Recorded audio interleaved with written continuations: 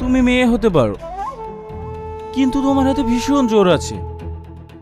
খুব জোর না? খুব জোর।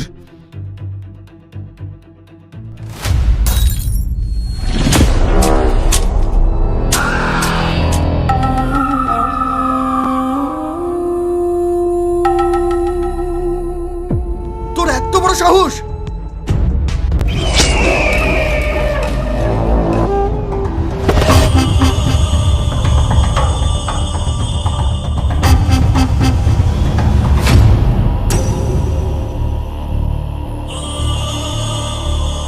আমাদেরকে বাঁচানোর জন্য অনেক ধন্যবাদ। ওরা ভীষণ খারাপ লোক।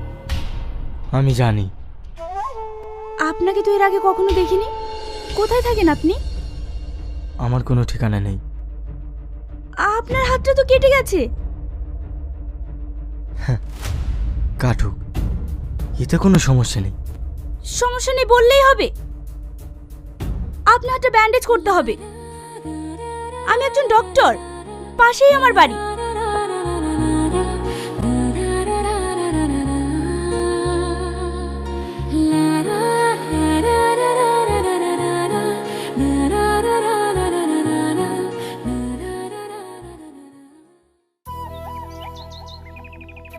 আপনাকে একটা কথা বলবো, প্লিজ কিছু মনে করবেন না। হ্যাঁ বলুন। আপনাকে দেখে তো একজন ভদ্রলোক মনে হচ্ছে, কিন্তু বড় দুঃখের বিষয়, আমি এখনো আপনার পরিচয় জানতে পারিনি। আপনি ডক্টর আর কে মণ্ডলের নাম শুনেছেন? হ্যাঁ, উনি তো একজন বড় মাপের ডক্টর, কিন্তু তার সাথে সাক্ষাৎ করার সৌভাগ্য আমার এখনো হয়নি। আমি সে ডক্টর। হ্যাঁ, আপনি সে ডক্টর আর কে মণ্ডল? কিন্তু আপনার এই অবস্থা কেন? আমি একটা বেটার জীবনের আশা করেছিলাম।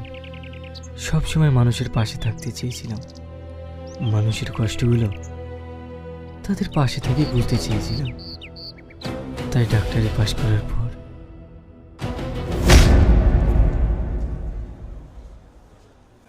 এখন কেমন আছেন?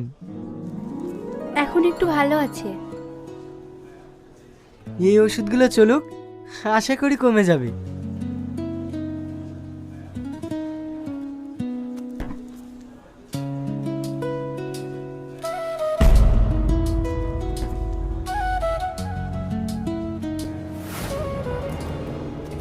এই ওষুধ এখানে কেন? স্যার, হসপিটালে তো এই মেডিসিনই চলে। কি? এসব ওষুধ খেলে তো আরো ক্ষতি হবে। এখন থেকে এই মেডিসিনগুলো আর চলবে না। আমি যে মেডিসিনগুলো লিখে দিচ্ছি সেইগুলো চলবে। Okay sir.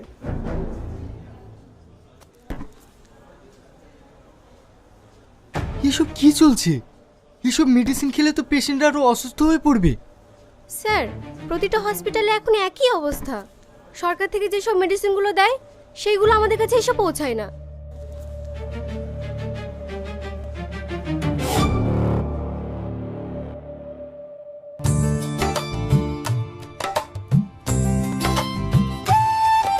এই নাও। তোমাকে আমায় নিয়ে টেনশন করতে হবে না। তুমি সাবধানে থেকো আর আমার সোনার খেয়াল রেখো। তোমার তো বলেই ছুটি। ও কতটা দুষ্টু জানো? ঠিক তোমার মতোই হয়েছে। আমার সন্তান তো আমার দিকে যাবে। হ্যাঁ গো, আমিও চাই আমাদের বেবি যেন ঠিক তোমার মতোই হয়। পাগলি কোথাকার।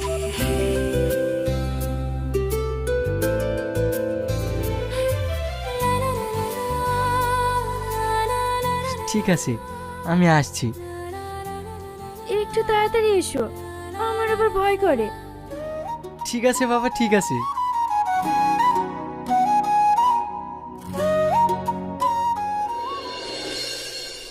কি প্রবলেম হচ্ছে চাচা? 6 মাস ধরে বুকে ভীষণ ব্যথা। এত ডাক্তার দেখাচ্ছি, কিছুতেই ভালো হচ্ছে না। ধূমপান করেন? চাচা, ধূমপান করা যাবে না। এগুলো স্বাস্থ্যের পক্ষে ক্ষতিকারক। এগুলো কেন খান?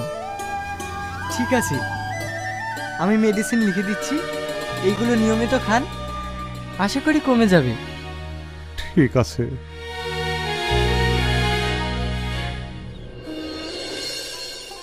কি খবর মা? এখন কেমন আছেন? আগের থেকে অনেক ভালো আছি। তোমার কাছকার ওষুধ খাওয়ার পর এখন অনেকটা সুস্থ আছি।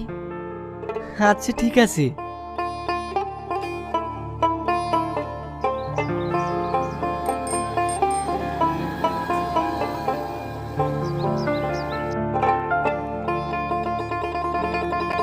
কি হয়েছে ওনার? আব্বু শ্বাসকষ্টের সমস্যা, অনেক ডাক্তার দেখিয়েছি, এই সব রিপোর্টগুলো করতে দিয়েছিল, তাও কমছে না। দেখি রিপোর্টগুলো।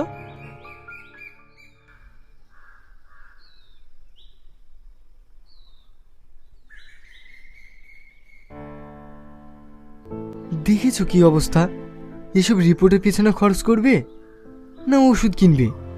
দিন দিন আমরা ডাক্তাররা যে কতটা নিচে নামছি সেটা এদের দেখলেই বোঝা যায়। আমরা এদের বাঁচানোর দায়িত্ব নিয়ে এদের তিলে তিলে শেষ করে দিচ্ছি।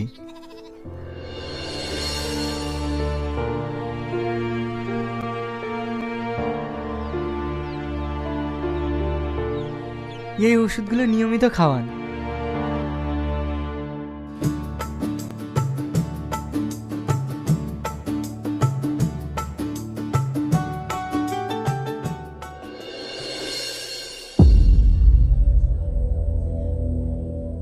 এই যে আমাদের গরিবের দেবতা। কি বলছেন এসব? কি বলছি? আপনি কি চাইছেন সেটা বলুন। আমাদেরকে কি একটু সুস্থভাবে বাঁচতে দেবেন না? আমি আবার কি করলাম? কি করলেন? আপনি হসপিটাল ছেড়ে নার্সিংহোম ছেড়ে রাস্তাঘাটে ফ্রিতে চিকিৎসা করে বেড়াচ্ছেন। এতে আমাদের রেপুটেশনটা কোথায় যাচ্ছে ভেবে দেখেছেন? আপনি চেম্বারে বসে 500 টাকার জায়গায় 600 টাকা ভিজিট নেন, তাতে আমাদের কোনো আপত্তি নেই, কিন্তু আপনি ফ্রিতে কেন চিকিৎসা করবেন?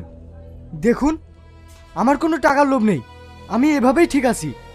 ডাক্তারদেরকে মানুষ তাদের মনে ভগবানের পরের স্থান দিয়েছে, তাই আমরা যদি তাদেরকে বাঁচানোর দায়িত্ব নিয়ে তিলে তিলে মেরে ফেলি সেটা ডাক্তারদের মানায় না। বেশি জ্ঞান দিয়েন না। হাজার হাজার নার্সিংহোম, হাজার হাজার ডায়াগনস্টিক সেন্টার খুলে বসে আছি, ব্যবসাটাকে ডকা তুলতে চান? এই সাধারণ মানুষের জীবন নিয়ে খেলা করাটা কি আপনারা ব্যবসা বলছেন? যে পেশেন্টের 200 টাকার মেডিসিনে সুস্থ হয়ে যায় তাকে আপনার রিপোর্ট হাবিজাবি করাতে লাখ লাখ টাকা খরচ করাচ্ছেন। কিন্তু একটু কথা ভেবে দেখেছেন, যাদেরকে আমরা লাখ লাখ টাকা খরচ করাচ্ছি তারা হয়তো ঘটে বাটে বিক্রি করে চিকিৎসাটা করাচ্ছে, কিন্তু তাদের দৈনন্দিন জীবনে বেঁচে থাকার কতটা কষ্ট সেটা তাদের মৃত্যুর থেকেও বেশি ভয়ানক। তাদের কি হলো না হলো সেটা আপনাকে দেখতে বলেনি। তারা যত অসুস্থ হবে তত আমাদের ব্যবসা চলবে, আর এর জন্য লাখ লাখ টাকা খরচ করে পড়াশোনা করে এসেছি। তা আমাকে কি বলতে চাইছেন? আপনার দিনের পর দিন ফ্রিতে চিকিৎসা করা চলবে না, আপনার জন্য আমরা পার্টি ধরতে পারবো না। দেখুন, আমি সাধারণ মানুষের চিকিৎসা করার জন্য ডাক্তার হয়েছি, আমি তাদের মেরে ফেলতে পারবো না। কাজটা কিন্তু আপনি ঠিক করছেন না, এর ফল কিন্তু ভীষণ খারাপ হবে। দেখুন, ওর সাথে থেকে থেকে আমি যেটা দেখেছি, ও মানুষের চোখে ভগবান সেজে গিয়েছে। তাই ওকে আটকাতে হলে এভাবে না, অন্য কৌশলে আটকাতে হবে। হ্যাঁ, তুমি ঠিকই বলেছ। ওর আমি এমন অবস্থা করব সারা জীবনেও ভুলতে পারবে না। এখন কেমন আছেন? এখন একটু কম আছে, আগে তো উঠতেই পারছিলাম না।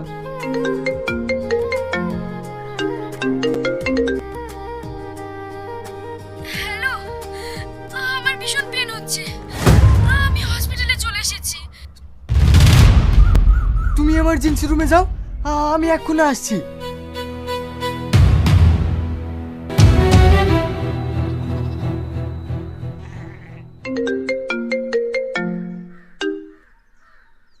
হ্যালো স্যার, আপনি তাড়াতাড়ি আসুন, হসপিটালের সমস্ত পেশেন্ট সিরিয়াস হয়ে গেছে।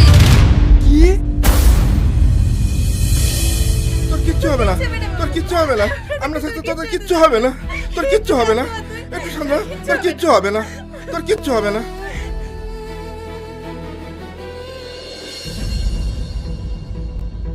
এই ডাক্তার, আমার ছেলে যদি কিছু হয় তোদের কাউকে ছাড়বো না, হসপিটালে আগুন ধরিয়ে দেবো বলে দিলাম। দেখুন, আপনি একটু শান্ত হন। আরে আরে এ কি করছেন দাদা? আপনি শান্ত হন, আমি বুঝতে পারছি আপনার ব্যাপারটা। আরে ছাড়ুন ছাড়ুন দাদা, শান্ত হন একটু। আপনি একটু শান্ত হওয়ার চেষ্টা করুন, আমরা আপনার অবস্থাটা বুঝতে পারছি।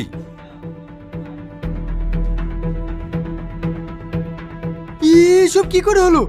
এদেরকে কে মেডিসিন দিয়েছে? আপনি যে মেডিসিন লিখে দিয়েছেন সেই মেডিসিন ওদের দেওয়া হয়েছে। কিন্তু এই মেডিসিনে তো কোনো প্রবলেম হওয়ার কথা না। নিশ্চয়ই তোমরা উলটপালট মেডিসিন দিয়েছো। দেখুন,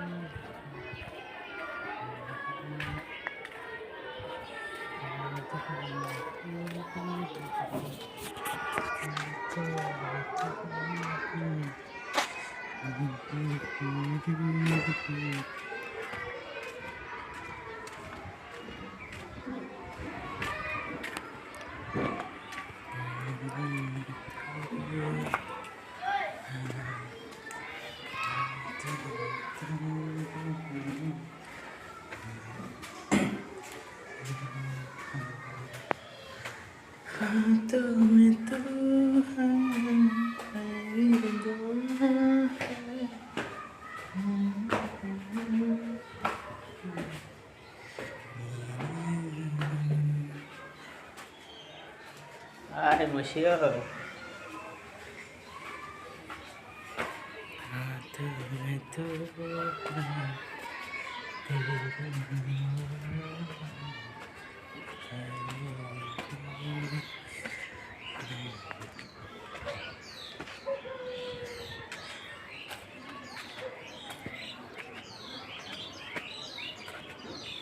ওরে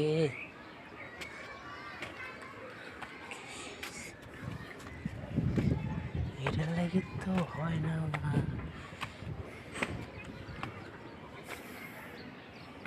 প্লেয়ার মেয়ের সব আলাদা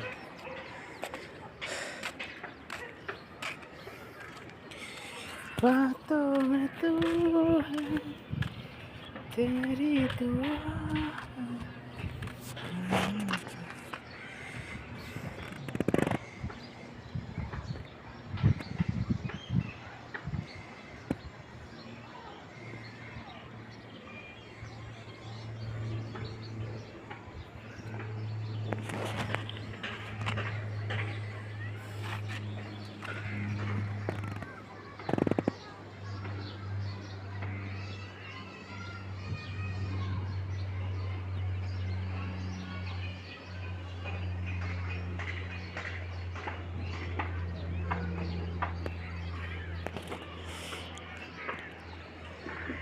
यादों में तुम ख्वाबों में तुमसे मैं दिल से छुटा लिया आँखों से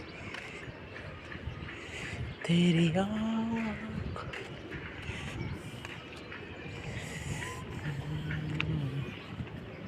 तेरी आँखों में मैं समय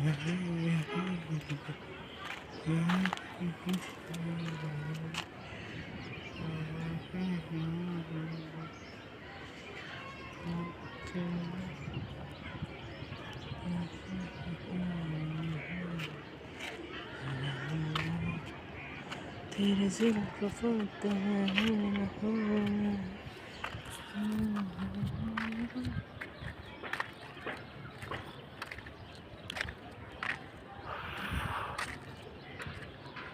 आय मशहूर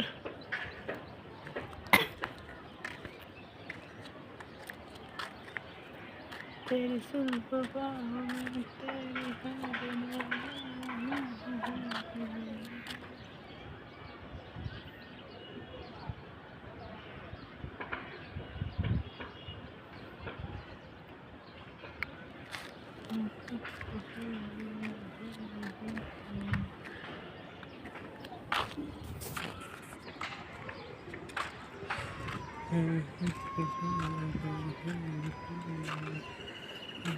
nakanten tolong ko na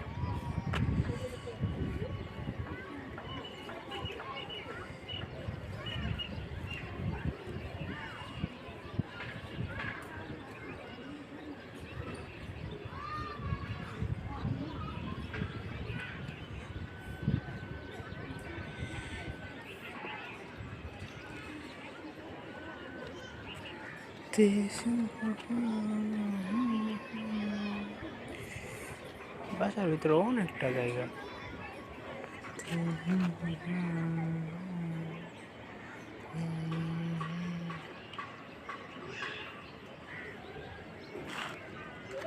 तेरे जुल्फ हाँ, तेरा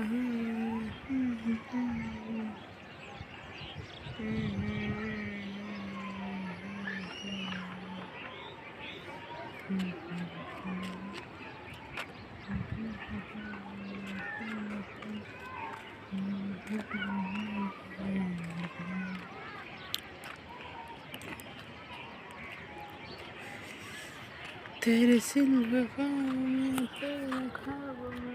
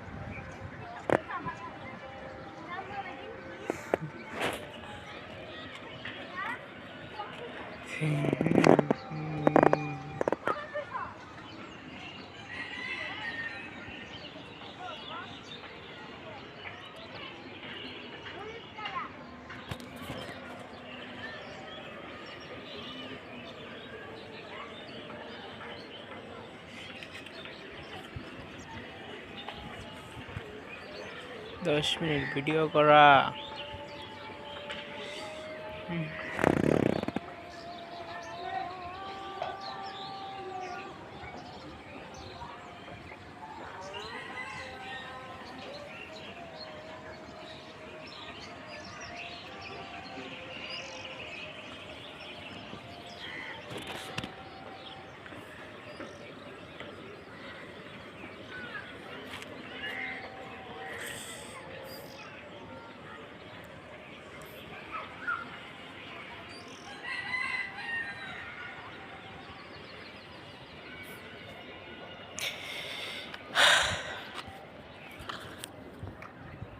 আমার পেছেই থাক